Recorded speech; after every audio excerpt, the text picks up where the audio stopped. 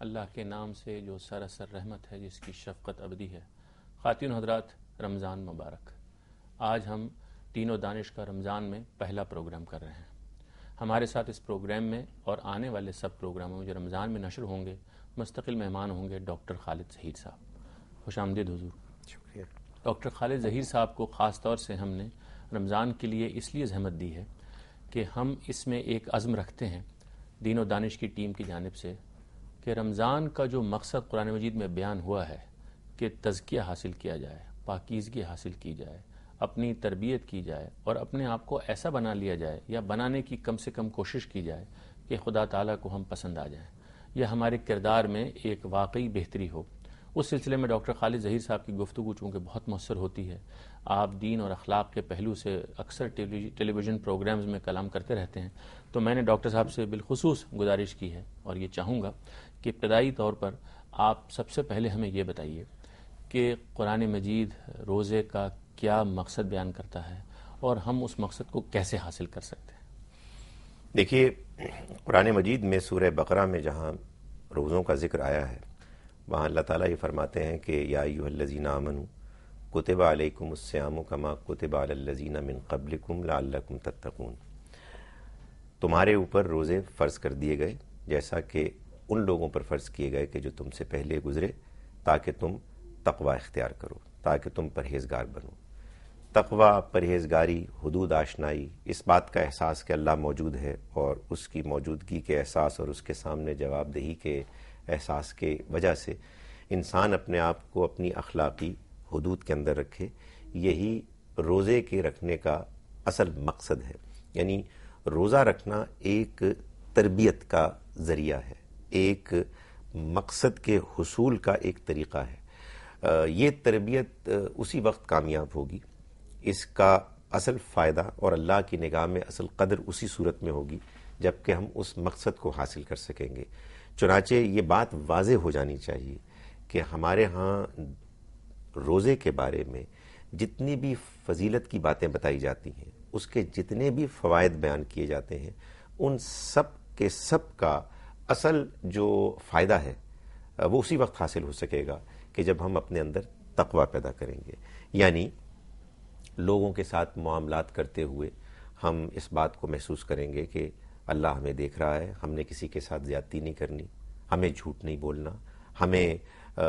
لوگوں کے ساتھ سرکشی اور بے ایمانی اور دھوکے بازی کا رویہ اختیار نہیں کرنا۔ اور یہ اسی وقت ہو سکتا ہے ڈاکٹر صاحب کہ جب انسان کے اوپر یہ چیز غالب ہو کہ میرا اللہ مجھے دیکھ رہا ہے اور مجھے اس کو جواب دینا ہے، اور یہ احساس پیدا ہوتا ہے انسان کے اندر بالخصوص بڑے ہی مؤثر طریقے سے اگر انسان روزے کو اس کی صحیح روح اور صحیح اسپرٹ کے ساتھ رکھے، اختیار کرے۔ ڈاکٹر صاحب، تقوی کی تھوڑی تشریح فرمائیے کہ یہ لفظ ظاہر عربی کا ہے، اردو میں بھی اب استعمال ہوتا ہے، متقی ہونا، تقوی اختیار کرنا، لیکن اس کا صحیح مفہوم کیا ہے؟ یعنی عام طور سے ہمارے یہاں دینی اصطلاحیں چونکہ رکھتی ہیں ایک دینی کونوٹیشن، تو عام طور سے اس کا تعلق ہوتا ہے ثواب سے، اجر سے، اور ہم نیکیوں کے پیمانے سے اس کو ماپتے ہیں، لیکن تقوی کا اصل مفہوم کیا ہے اور یہ روزے سے کیسے جوڑتا ہے؟ جی دیکھیے، ایک تو تقوی ہے اس کا نتیجہ اور ایک اس کی اصل روح ہے۔ تقوی اپنے نتیجے کے لحاظ سے اس کا مفہوم یہ ہے کہ آپ نے یہ چیز اپنے عمل میں پیدا کر دی کہ آپ حدود کے اندر رہیں گے، جو اخلاقی دینی حدود ہم کو بتائی گئی ہیں آپ ان کا لحاظ رکھیں گے۔ یہ ہے اس کی ظاہری شکل، یہ ہے اس کا نتیجہ، اور یہ نتیجہ ہم پیدا کرتے ہیں اپنے اندر، یعنی اس تک بڑھتے ہیں اس کی روح سے کہ جو ہم کو ہر وقت اس بات کا احساس دلاتی ہے کہ اللہ موجود ہے، اللہ ہمیں دیکھ رہا ہے، اللہ کو ہمیں جواب دینا ہے، جس کو ہم کہتے ہیں نا خدا خوفی، انگریزی میں کہتے ہیں گاڈ کانشیسنس، کہ ہمارے اندر یہ احساس، یہ کانشیسنس پیدا ہو کہ اللہ تعالیٰ موجود ہے، وہ ہمیں دیکھ رہا ہے، اور ہمیں اس وجہ سے اپنی اخلاقی دینی حدود کو ہر حال میں ملحوظ رکھنا ہے۔ یہ روزے کے نتیجے میں کیسے پیدا ہوتا ہے؟ یہ ایسے روزے کی تربیت سے ہمارے اندر پیدا ہوتا ہے کہ ہمیں اللہ تعالیٰ نے دنیا میں بعض ایسی نعمتیں دی ہیں کہ جو ہمارے لیے اللہ کی طرف سے عنایتیں ہیں، کھانا اور پینا بھوک اور پیاس کی صورت میں، عام حالات میں ان کو استعمال کرنا یہ جائز ہے بلکہ مطلوب ہے، لیکن اللہ تعالیٰ نے رمضان کے مہینے کے روزوں میں ہم کو پابند کر دیا کہ ہم صبح سے لے کے شام تک اللہ کی ان جائز اور حلال نعمتوں سے گریز کریں، صرف اس لیے کہ یہ اللہ کا حکم ہے۔ یعنی حقیقت یہ ہے کہ دوپہر کے وقت انسان بھوکا ہوتا ہے، رمضان میں پیاسا ہوتا ہے، معلوم ہوتا ہے گھر والے سو رہے ہیں، فریج میں مشروبات بھی ہیں، کھانے پینے کا سامان بھی ہے، لیکن انسان نہیں جاتا اس جانب۔ اپنی بھوک کو مٹانے کے لیے، اپنی پیاس کو دور کرنے کے لیے انسان موجود وسائل کو استعمال نہیں کرتا، صرف اس لیے کہ وہ کہتا ہے میں روزے سے ہوں، میرے اللہ کا یہ حکم ہے۔ تو جب انسان صبح سے لے کے شام تک جائز اور حلال چیزوں سے گریز کرتا ہے، ان کو استعمال کرنے سے محض اللہ کے حکم کے احساس کی وجہ سے، تو پھر اس کے نتیجے میں، اس تربیت کے نتیجے میں انسان کے اندر کم سے کم یہ خوبی تو لازماً پیدا ہو جانی چاہیے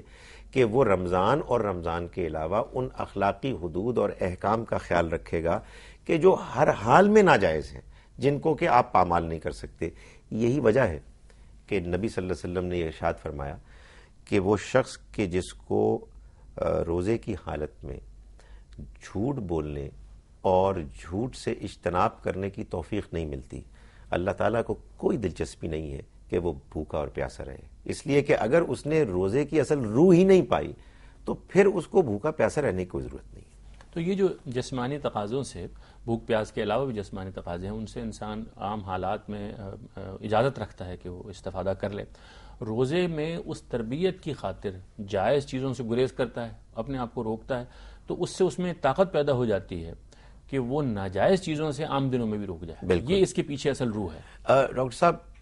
طاقت، صلاحیت پیدا ہونی چاہیے، میرا خیال ہے اس پر ہمیں گفتگو کرنی چاہیے کہ ایسا عام طور پر کیوں نہیں ہوتا۔ یقیناً